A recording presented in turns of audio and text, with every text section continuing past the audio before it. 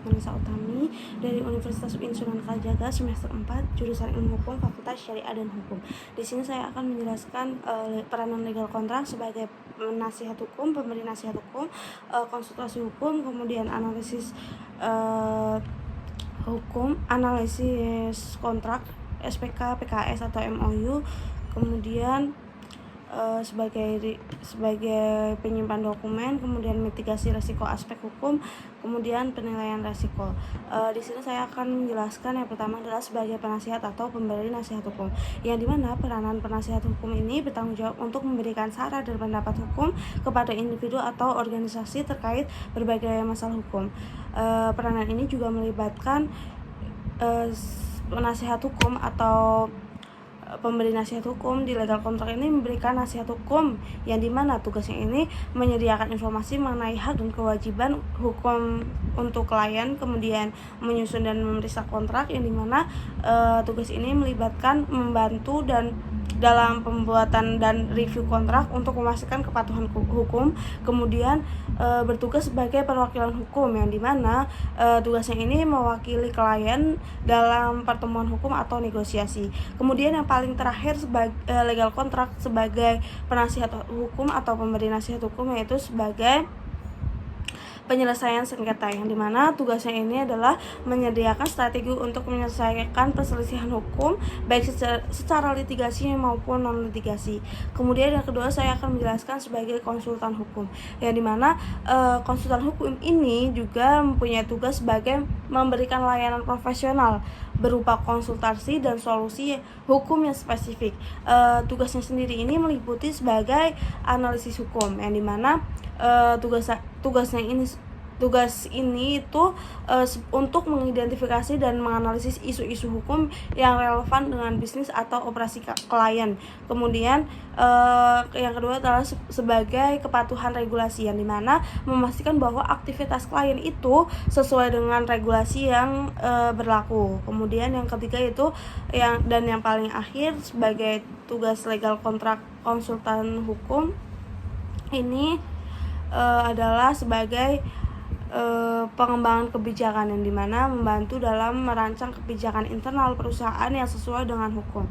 Kemudian yang ketiga adalah sebagai analisis kontrak SPK, PKS maupun MOU, yang dimana tugas ini melibatkan review dan revisi, yang tugasnya sebagai menilai dokumen untuk memastikan kesesuaian dengan hukum dan kepentingan klien. Kemudian yang kedua negosiasi kontrak, yang dimana berpartisipasi dalam negosiasi untuk mencapai kesepakatan yang menguntungkan. Kemudian sebagai identifikasi resiko, yang dimana ini mengidentifikasi potensi resiko dan memberikan rekomendasi untuk mitigasi. Kemudian yang selanjutnya yang saya akan jelaskan yaitu sebagai pengelola dokumen legal, di mana pengelola dokumen legal ini bertanggung jawab untuk mengatur, menyimpan, dan mengelola dokumen hukum. Tugasnya meliputi penyimpanan dokumen, yang dimana ini mencakup menyimpan dan mengarsipkan dokumen legal dengan sistematis. Kemudian yang kedua itu aksesibilitas, yang dimana isinya itu memastikan dokumen mudah diakses oleh pihak yang berwenang. Kemudian keamanan dokumen ini juga termasuk dalam tugas penyimpanan dokumen, yang dimana penyimpanan atau pengelola dokumen legal, yang dimana tugasnya itu sebagai melindungi dokumen dari kerusakan, kehilangan, atau akses yang tidak sah. Kemudian selain itu juga ada pengelolaan siklus hidup dokumen, yang dimana menetapkan prosedur untuk pengelolaan siklus hidup dokumen, termasuk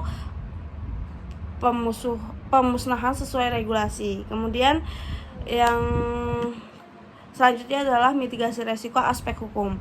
Mitigasi resiko aspek hukum ini melibatkan identifikasi, analisis, dan pengelolaan resiko hukum yang mungkin dihadapi oleh organisasi atau individu.